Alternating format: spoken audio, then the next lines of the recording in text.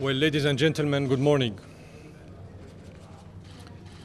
I have just addressed on behalf of my government a letter to both the Secretary General of the United Nations as well as to the President of the Council of the Security Council. The letter contains a request by the Syrian government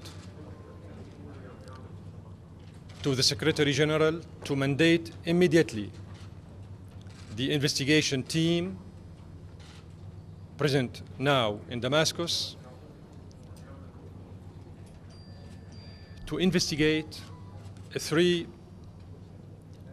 heinous incidents that took place in the countryside of Damascus on the 22nd, 24th, and 25th, where members of the Syrian army inhaled poisonous gas as a result of the use by the terrorist armed groups of chemical agents close to what we call the nerve gas, the sarin.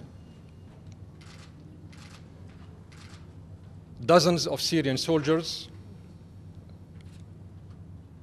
are currently treated in the Syrian hospitals due to this use of chemical agents by the terrorist armed groups operating in the countryside of Damascus. So the Syrian government is requesting the Secretary General to immediately instruct the investigation team operating now in Damascus to investigate immediately these three heinous crimes.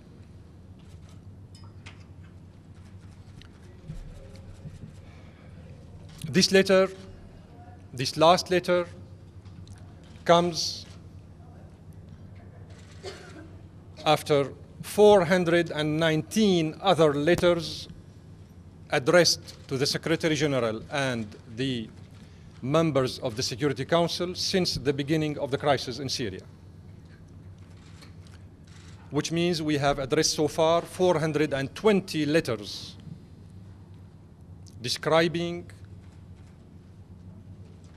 all the details related to all developments pertaining to the Syrian crisis.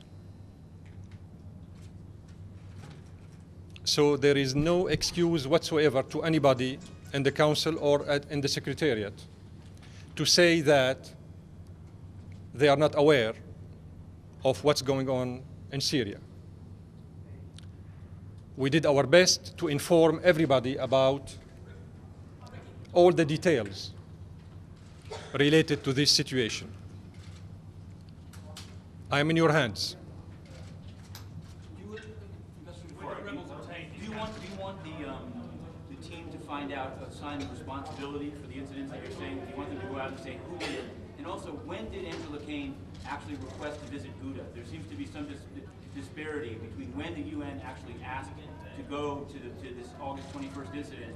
They're saying there was a 5-day delay. Is that true? That's my question.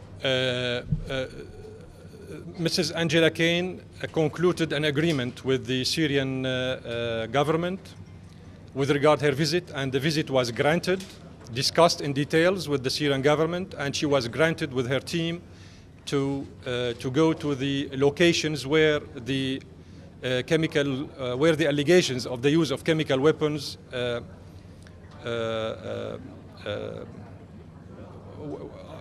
there.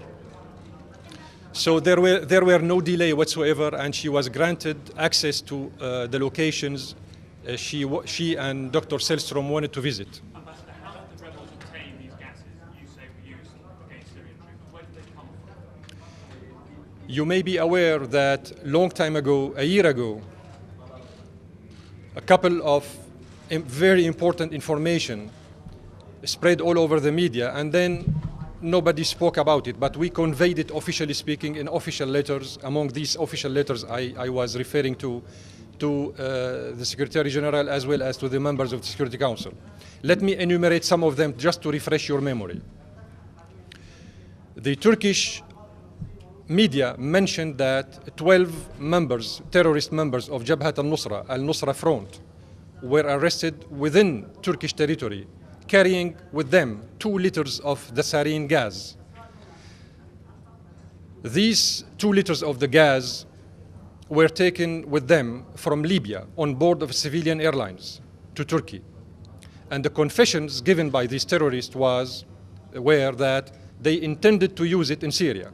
That was Turkish source of information, not Syrian source of information.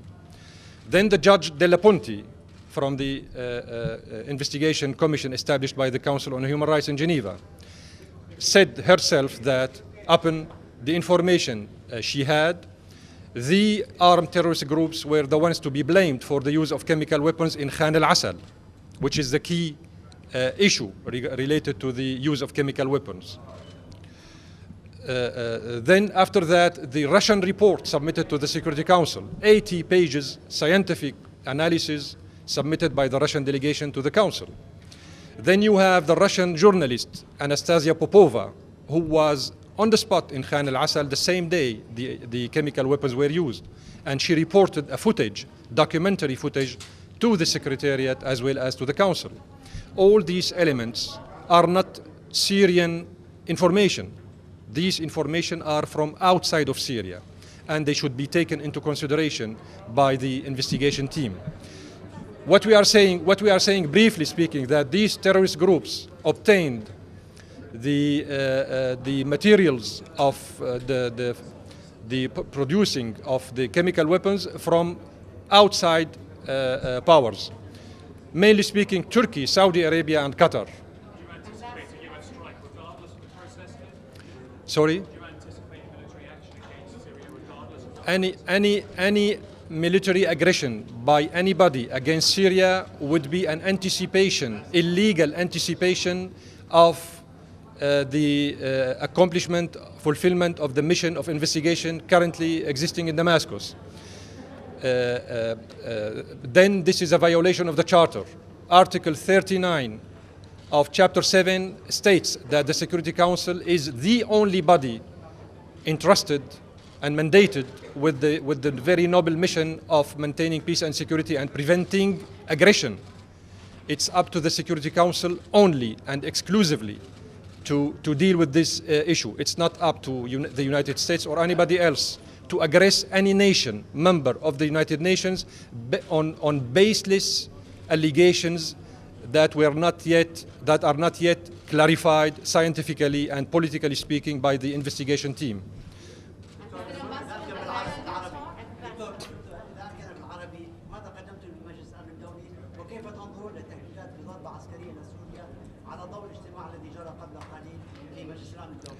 قدمت اليوم رسالة رسمية باسم حكومتي إلى الأمين العام وإلى رئيسة مجلس الأمن تتضمن الطلب للأمين العام توجيه فريق المحققين الموجود حاليا في دمشق لتوجيه فريق المحققين في دمشق بالتعامل فورا مع 3 أعمال إرهابية استخدم فيها السلاح الكيماوي ضد أفراد من الجيش السوري في ضواحي دمشق بتاريخ 22 و24 و25 من هذا الشهر.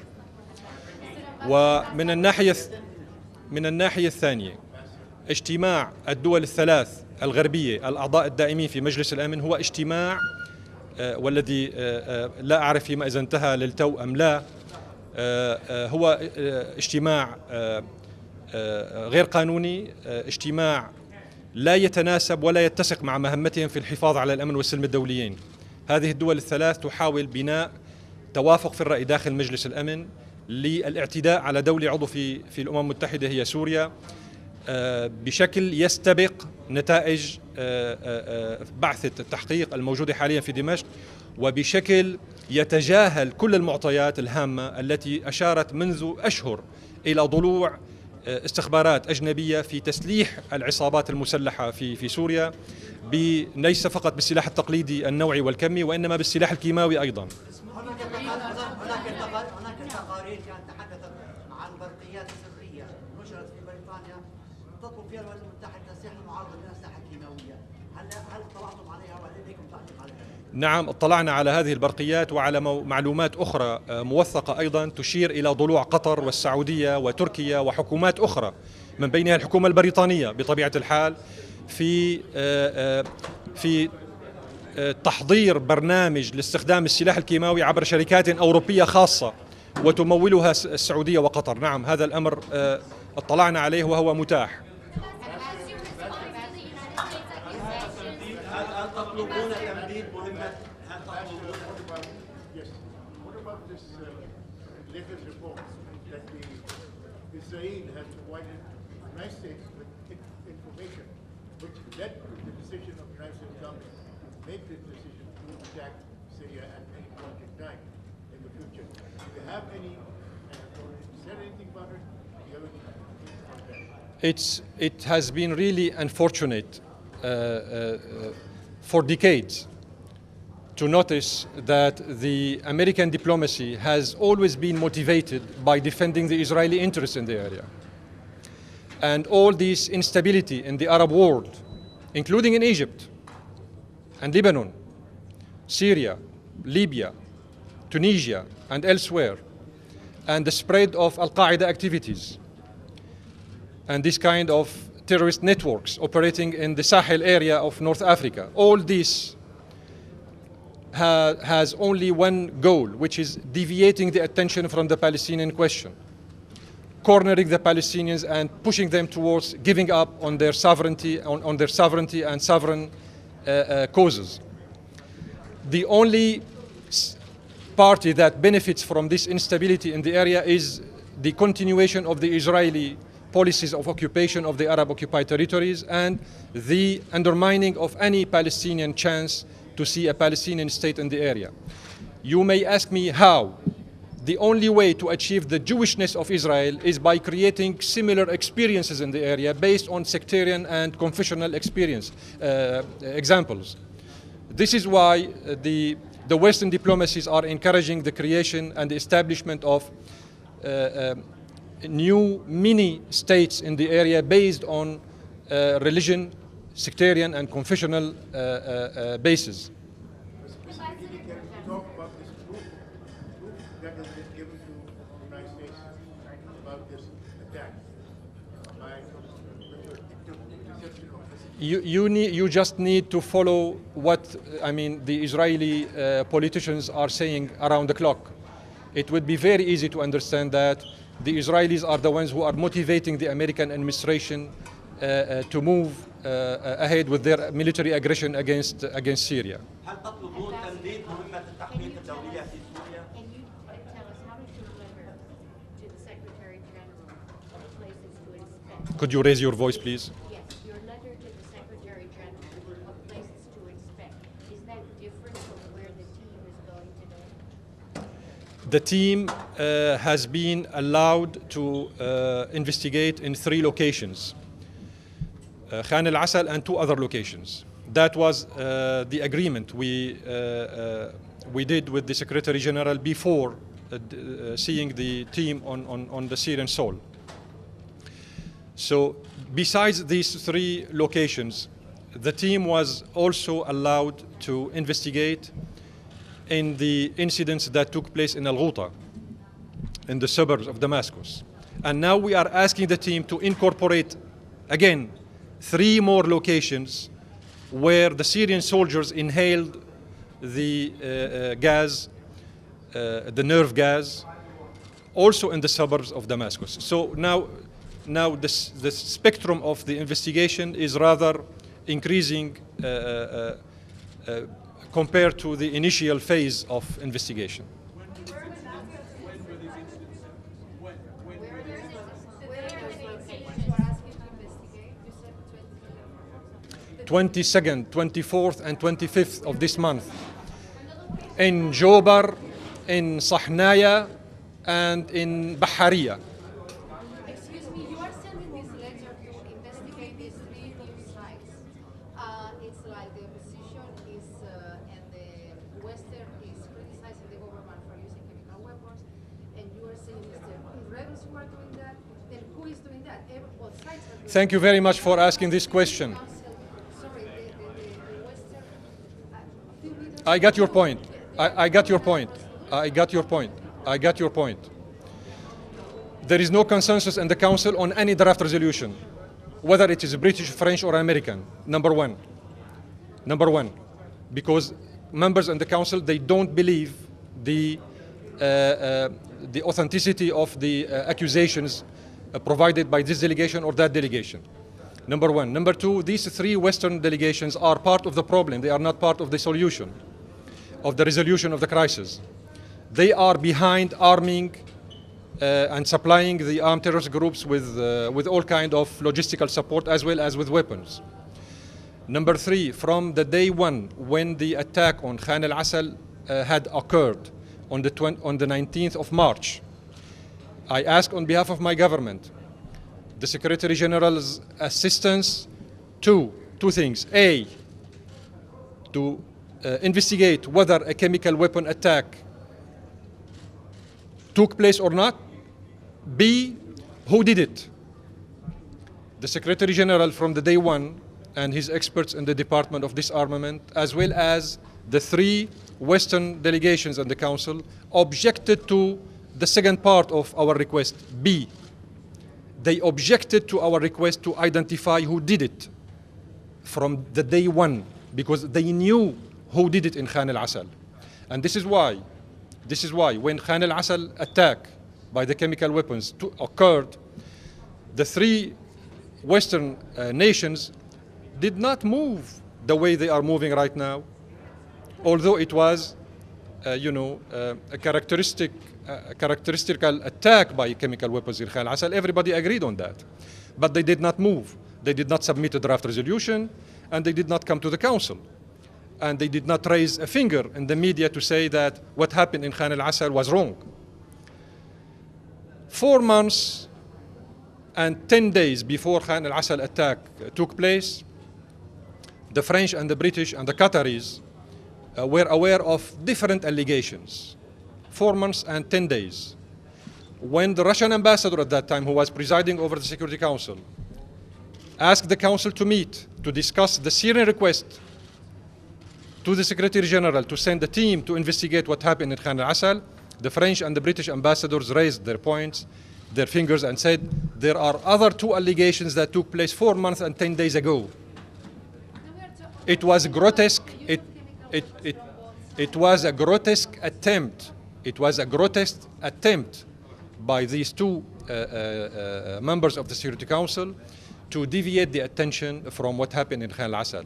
And this is why you may remember that the Russian ambassador came to this place and addressed all of you by saying that the French and the British ambassadors tried to deviate the attention from what happened in Khan al-Assal, and they wanted to undermine the Syrian request to send an investigation team to Khan al-Assal. These details should not disappear from your memory. Syria, the Syrian government is against the use of chemical weapons. By all means. By all means. This is a moral obscenity. Sorry? I am saying, I am responsible of what I'm saying. The use of chemical weapons is, or biological or nuclear, is a cynical, is a moral obscenity, is not acceptable by any government. It's very paradoxical that the United States administration, which is, trying to prepare the ground for military aggression against my country, is not yet party to the Chemical Weapons Convention.